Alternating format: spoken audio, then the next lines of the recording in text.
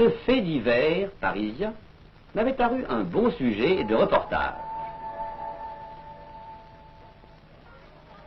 J'avais donc pris rendez-vous avec l'institutrice de cette école de la proche banlieue.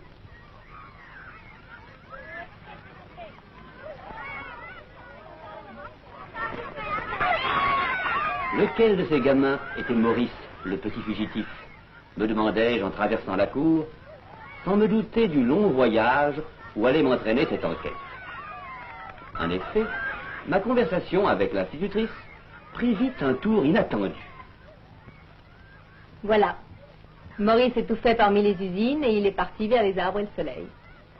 Je ne sais pas ce que vous écrirez sur cette escapade, mais moi, je repense à un os qui a fait tout le contraire. Et pourtant, c'était pareil. Tenez. J'ai ici sa dernière lettre. Mahmoud. Mahmoud. Son histoire aussi a commencé dans une école.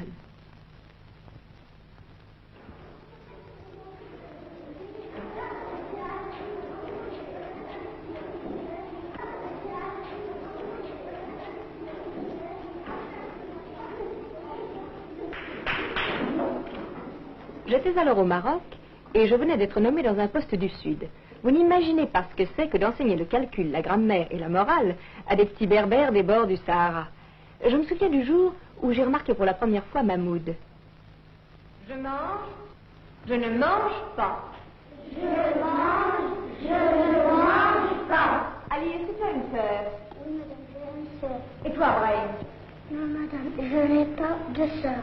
Bien, je n'ai pas. Et toi, Mahmoud? Oui, madame, j'ai une sœur. Mais non, Mahmoud, tu n'as pas de sœur. Tu es le frère de Brahim, dis comme lui. Je n'ai pas de sœur. Brahim n'a pas de sœur, madame, mais moi j'ai une sœur. Notre père, madame, il a 2 femmes. Bien, bien. Non, ce n'était pas facile de comprendre ces petits diables.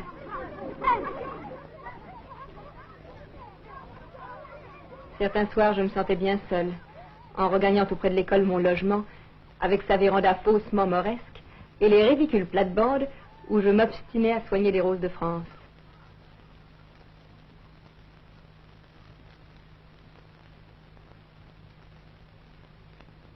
Heureusement, j'avais mon fidèle à Omar, le concierge de l'école, qui me servait aussi de jardinier, de cuisinier et de chauffeur.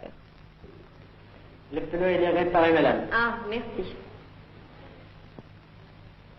Dis-moi, Omar, tu connais le petit Mahmoud, celui qui a la djellaba rayée? Tu sais, ils sont 2 frères. Oui, je la connais, il habite à Timoulin, madame. Vous voyez? Et que fait son père? Il cultive de l'orge, épée, des oliviers. Et il est riche. Ah non, madame, les jeunes d'ici sont tous pauvres.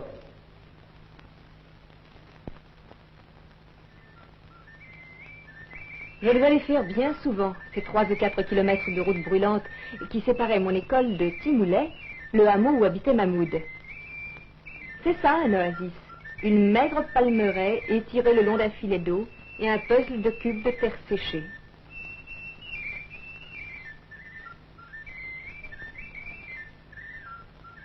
Ces jardins d'oliviers et de palmiers, pleins d'oiseaux et de fleurs, quel merveilleux terrain de jeu pour des enfants.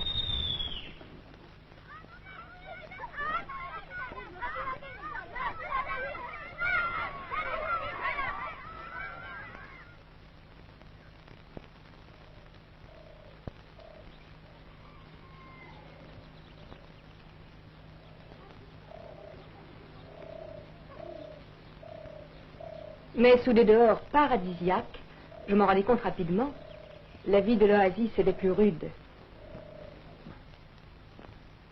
Viens, viens. Ah, يلا viens. ايوه الرعب viens, viens. انا شغل ايوه شغل بقى. Ces gens qui me saluaient poliment, comment les comprendre et les aider?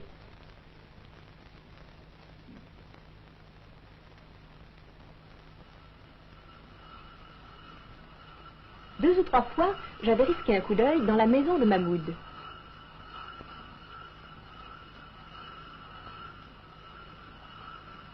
Laquelle de ces deux femmes était sa mère?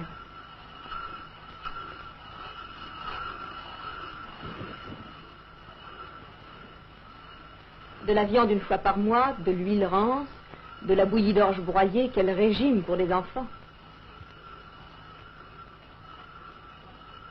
Deux images surtout me sont restées. Les prières pour la pluie devant le marabout.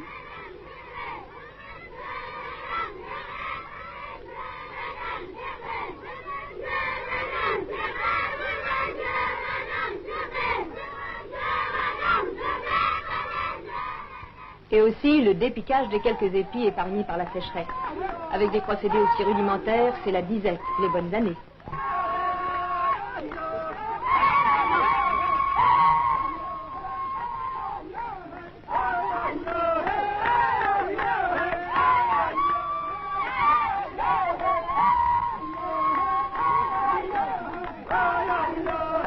Le spectacle m'avait tant frappé que je décidai d'inculquer à mes garçons quelques notions de technique agricole. J'organisais un jardin potager scolaire, mais le maniement du râteau et le binage des pommes de terre semblaient beaucoup moins les inspirer que le calcul ou la grammaire. Mahmoud en particulier montrait une étonnante mauvaise volonté pour ce genre d'exercice. Si je lui confiais le soin de mes pivoines, par exemple, je pouvais être sûre qu'un jour sur deux, il oublierait de les arroser. Tu ne vois pas que ces fleurs souffrent? Si, madame. Et ça t'est égal qu'elles meurent? Je ne sais pas, madame. Donne-moi cet arrosoir. Ah, tu fais un drôle de petit paysan, toi. Quand tu seras grand, il faudra bien que tu t'occupes de la terre. Non, madame.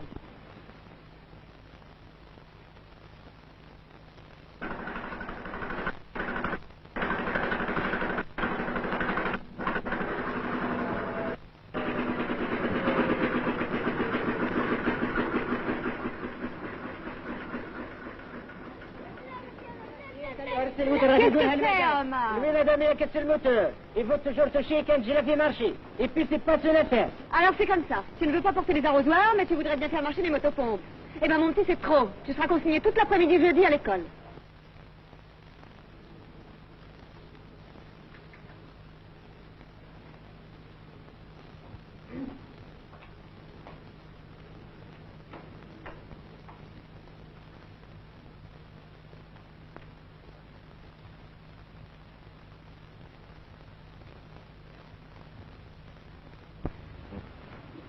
Bien.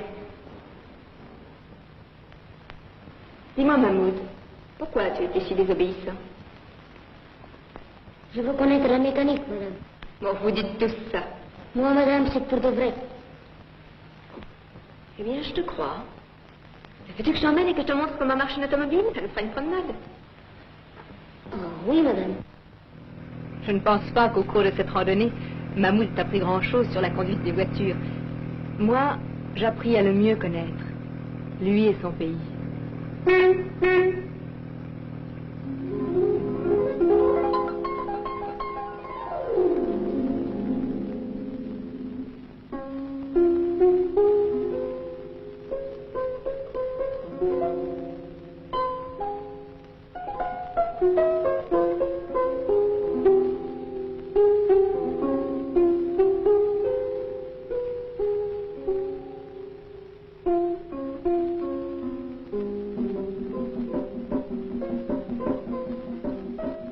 Argan, ça fait de la bonne huile.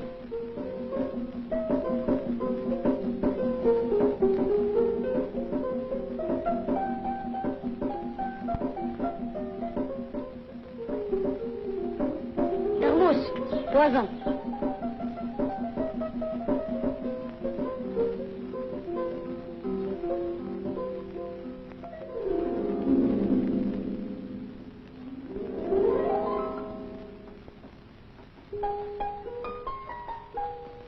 Tiens-le par le cou, il ne va pas te mordre.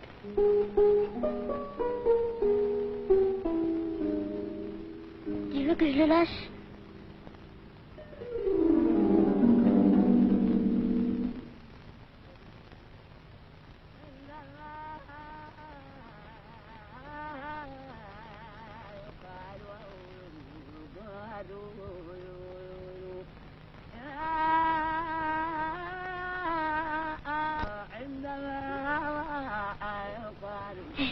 Les hommes bleus.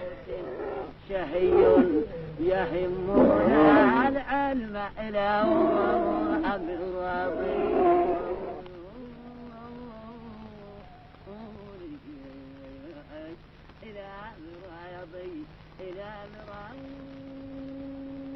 L'heure de la prière, madame. Va, je t'attends.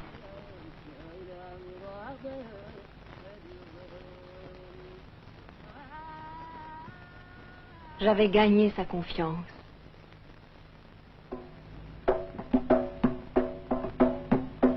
Le drame de ce pays, je finis aussi par le comprendre.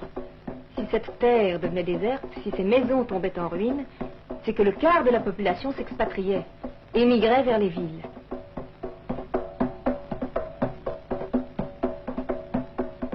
À Timoulet même, les gamins, suivant une vieille tradition, apprenaient l'acrobatie pour aller s'engager dans les cirques du monde entier. Quand vous verrez sur une piste ou sur des tréteaux un acrobate marocain, dites-vous qu'il vient de cette palmeraie, trop pauvre pour le nourrir.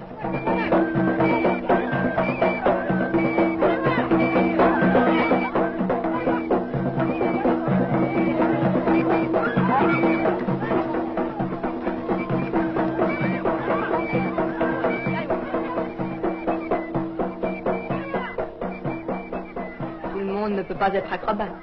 Le plus souvent, ces gens, comme nos paysans d'Auvergne, partaient tout jeunes au loin s'établir épiciers pour ne revenir que vieux. Certains avaient été dockers à Marseille, métallos à Billancourt. Le village voisin avait la curieuse spécialité de fournir tous les caissiers de banque de l'Afrique du Nord. Aussi, je ne m'étonnais pas de l'habileté avec laquelle mon meilleur élève tenait la petite caisse scolaire que je lui avais confiée.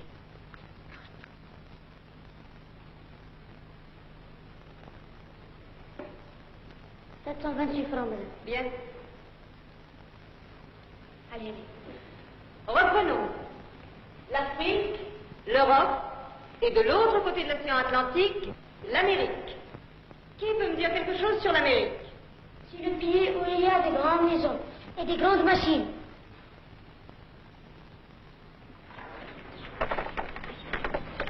Devant l'antique pressoir du moulin à huile, comme elle semblait dérisoire, cette passion pour la mécanique.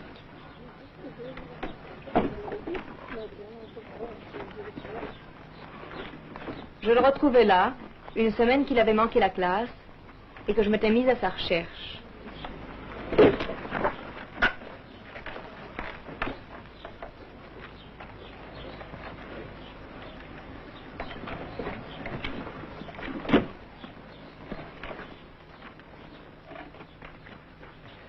Papa, est-ce que t'as trouvé madame? Celui-là, c'est mon père. Je ne savais que dire ni penser. Le destin de Mahmoud était-il de partir ou de rester et de devenir un fellah de cette espèce? C'est mon propre avenir qui bientôt me préoccupa. Mon stage à Timoulet était terminé et je me préparais à regagner Casa.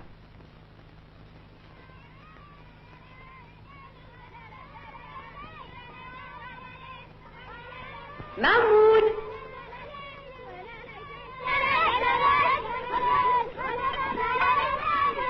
Mahmoud! Viens ici!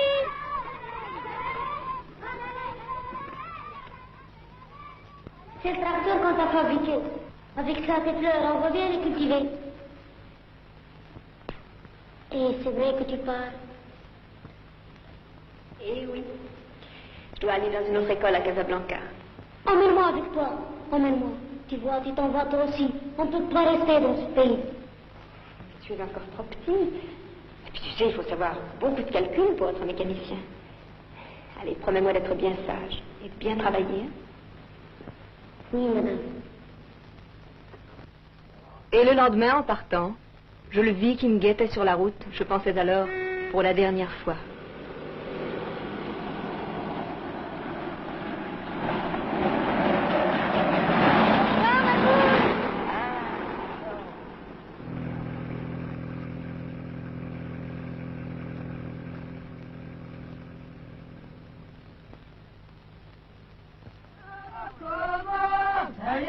Puis ce fut un nouvel été.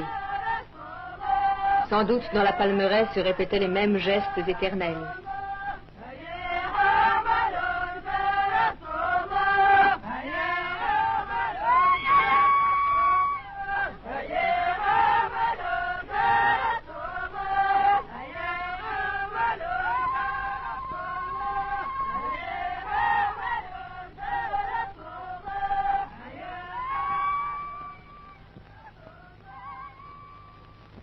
Moi, j'étais à l'ombre d'autres palmiers, ceux de la place du gouvernement, à Casablanca.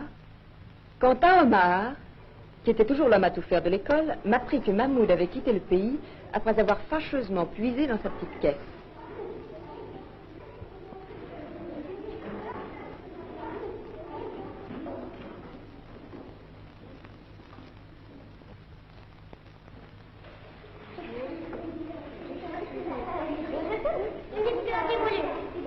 Il a poussé le camp. Il est parti à Casa. À Casablanca. J'imaginais ce départ. Peut-être avait-il tout simplement pris le car, qui parcourt aujourd'hui la grande piste du Sahara avec la régularité d'un autobus de province.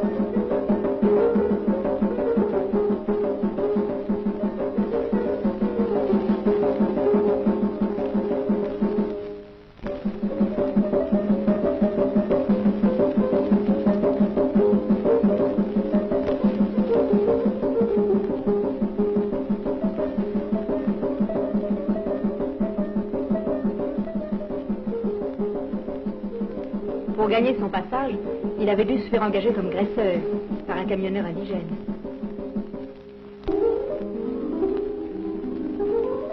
J'aurais aimé le voir quand il a découvert pour la première fois la mer.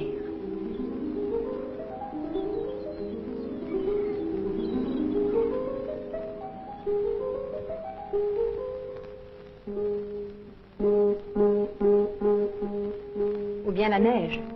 Car l'autre route, celle de l'intérieur, franchit l'école du Grand Atlas.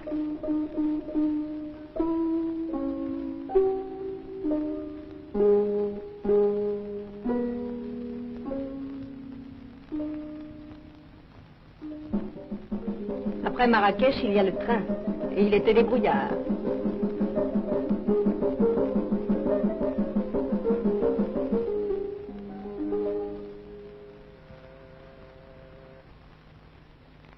En tout cas, j'étais sûre qu'une fois devant les gratte-ciels de la capitale marocaine, il était allé tout droit au port.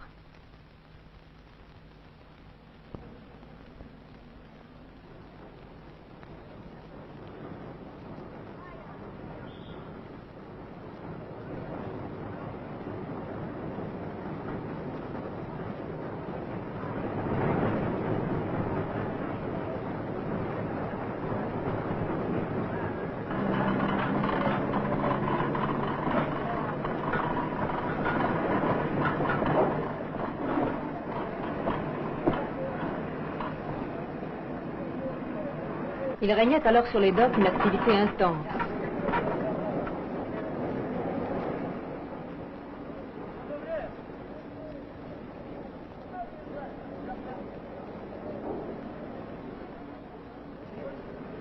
C'était l'époque où l'Amérique venait d'étendre à l'Afrique du Nord ses envois de matériel pour le rééquipement industriel et agricole.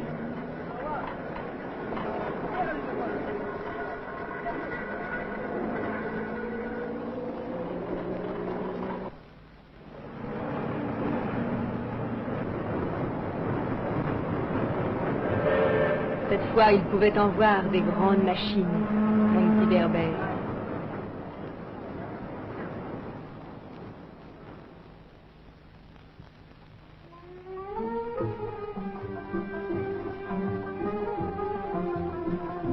Ils sont nombreux, les plaisirs de la ville, et ceux de la Médina. Mais ils sont chers, et l'argent file vite à mener la grande vie.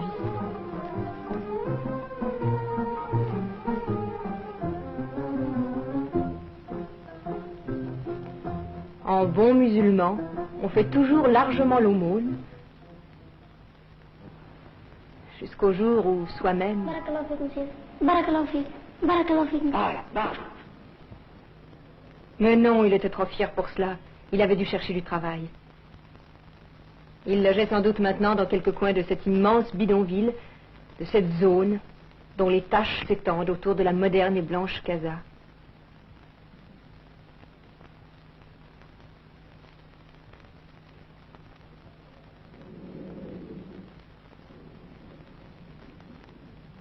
Comment pouvait-il comprendre que la misère ne règne pas seulement dans les petits villages perdus et qu'on peut aussi manquer de tout près des grandes machines?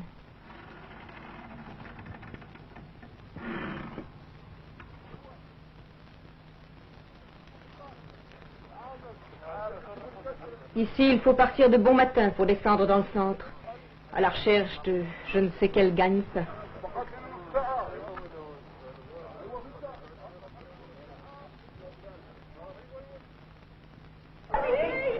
Plier les journaux?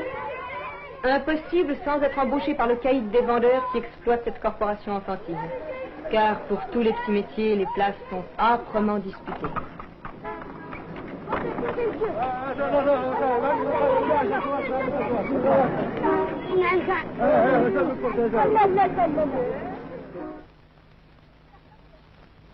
Il reste les oranges pourries à repêcher dans le port.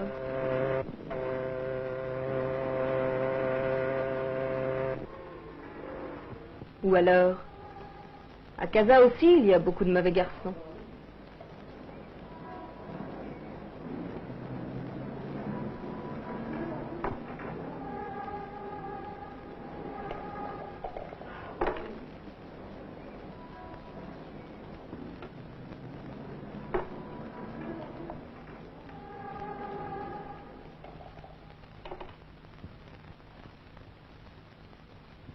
C'est affreux. Par une convocation de la police, j'avais brusquement retrouvé la trace de Mahmoud. Sous la sécheresse du procès-verbal, je revivais le petit drame qui avait eu lieu dans ce même commissariat.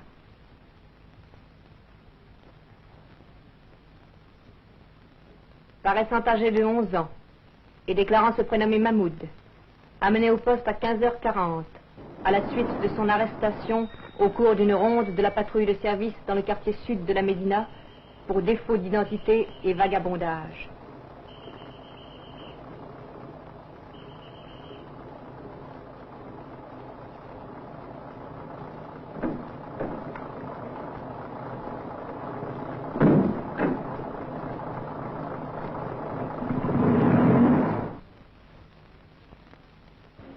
Tu es sûr que tes parents sont morts? Oui, monsieur.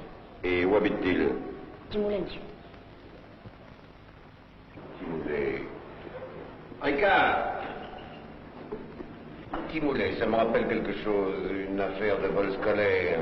Regardez donc dans la correspondance du mois dernier. Le certificat de résidence, monsieur. Papier d'un bref 20 francs, madame. Je n'en ai pas, monsieur. Évadé à 15h47 pendant une interruption de l'interrogatoire. Vous aviez raison, chef.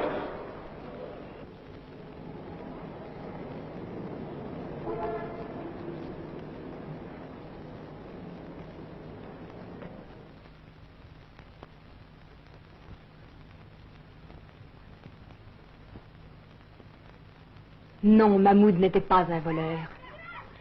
J'en eus la preuve quelques mois plus tard, en apprenant par l'instituteur de Timoulet qu'un jour, le facteur...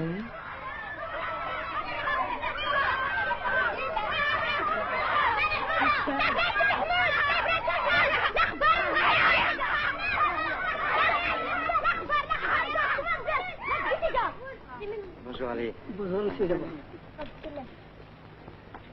1723 francs 50. Il n'a pas même oublié les centimes.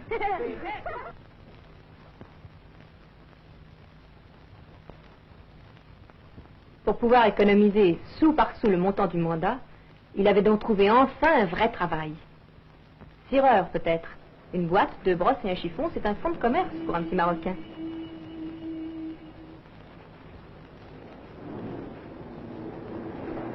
À moins qu'il n'ait été recueilli par quelques cousins, un de ces innombrables épiciers écheleux venus aussi du Sud. Il était très fort en calcul mental.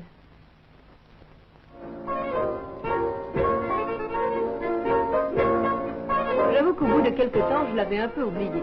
Et j'étais bien loin de penser à lui ce soir-là.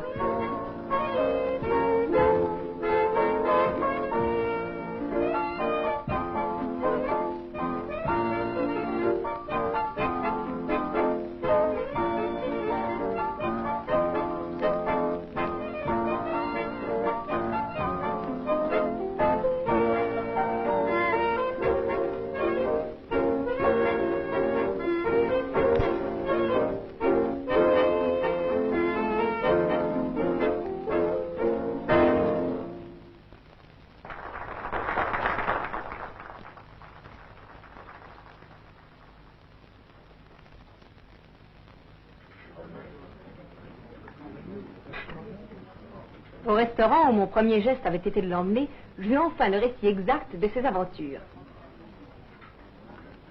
Et puis tu sais, un jour, le chef, il est venu nous voir. Allons, allons, mange au lieu de parler. Oui, avec ta fourchette. Et aussi une autre fois, j'ai vu un grand avion qui jetait de la poudre pour tuer les sauterelles.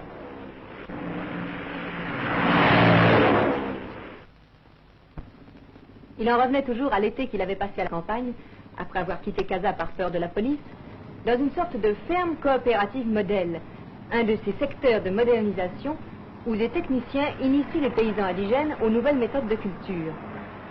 C'était l'époque des moissons, et il avait réussi à se faire embaucher.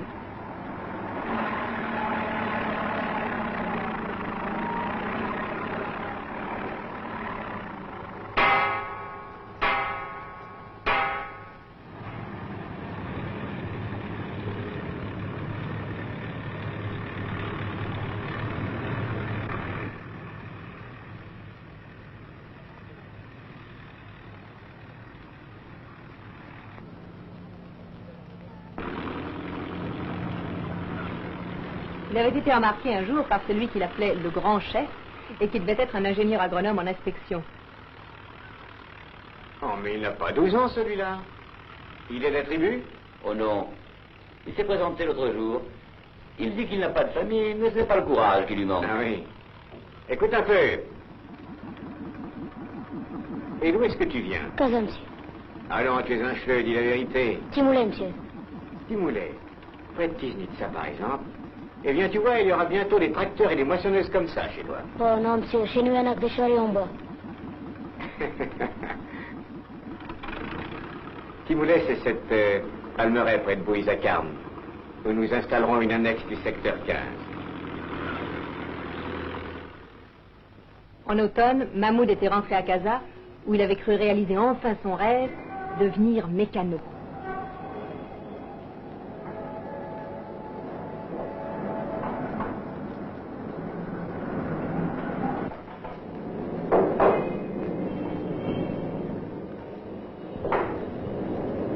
Te voilà, toi. Ça fait 1 heure que je te cherche. Tu me pousses au camp, j'ai balayé l'atelier. Allez, plus vite que ça. Vraiment, il méritait un autre apprentissage. J'ai eu la chance de pouvoir retrouver à Rabat l'inspecteur qui avait déjà remarqué Mahmoud. Oui, votre petit bonhomme a très bien compris. Nous avons au Maroc 34 secteurs de modernisation agricole. Et nous avons créé près de Timoulet une annexe de celui de l'Oued Massa, qui est le plus au sud du Maroc. Mahmoud pourra y travailler quand il aura terminé son stage au chêne. Les Chênes étaient une école pratique d'agriculture dans un paysage bien différent de celui du sud et qui rappelait curieusement certains coins de France.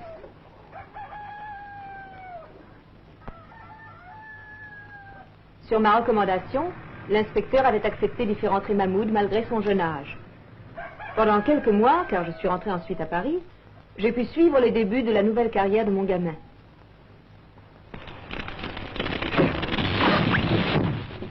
Certes, il eut aussi à subir quelques brimades.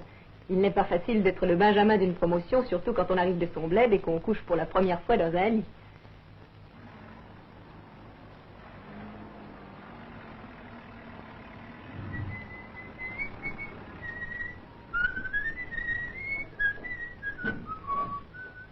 Mais je pouvais être fière de mon ancien élève.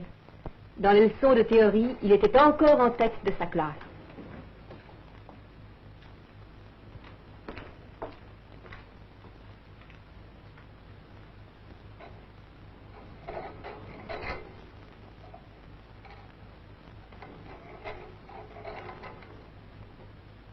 Il fut enfin admis aux exercices pratiques.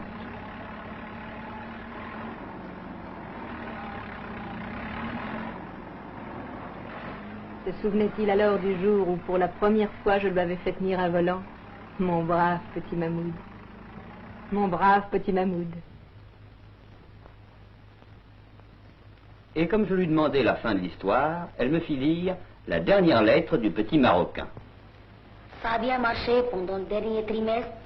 Et puis, juste avant les vacances, le monsieur l'inspecteur est venu me voir et il m'a dit: Hamoud, veux-tu que je t'emmène à Timoulé pour les vacances? Oh oui, monsieur, j'ai répondu. Et j'ai été bien content. Et mon père et ma mère, ils ont été bien contents de me revoir. Et on a même tué un mouton pour faire la fête.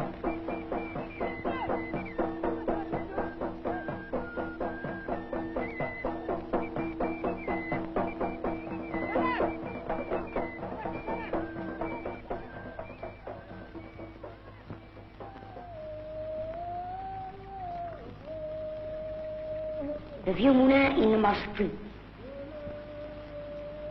On en a fait un autre à côté qui presse mieux. Et maintenant, l'huile, elle n'a plus le goût que tu disais. Pouah, c'est ranci.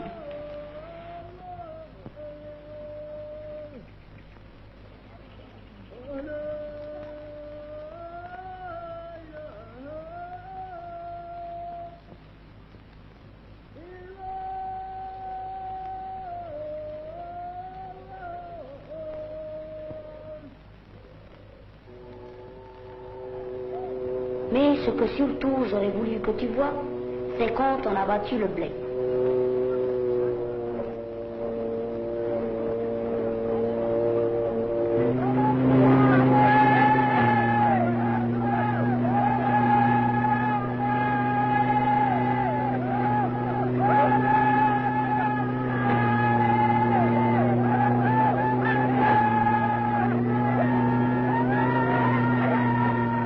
Papa, il avait peur, car on dit ici que le blé, il ne peut plus germer s'il a été touché avec du fer.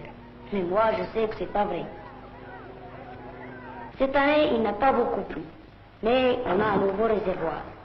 Et puis, on a fait un barrage pour bien faire couler l'eau dans la plaine quand il déborde. Et alors, on peut labourer. Et avec le tracteur. Et moi aussi, je suis monté dessus.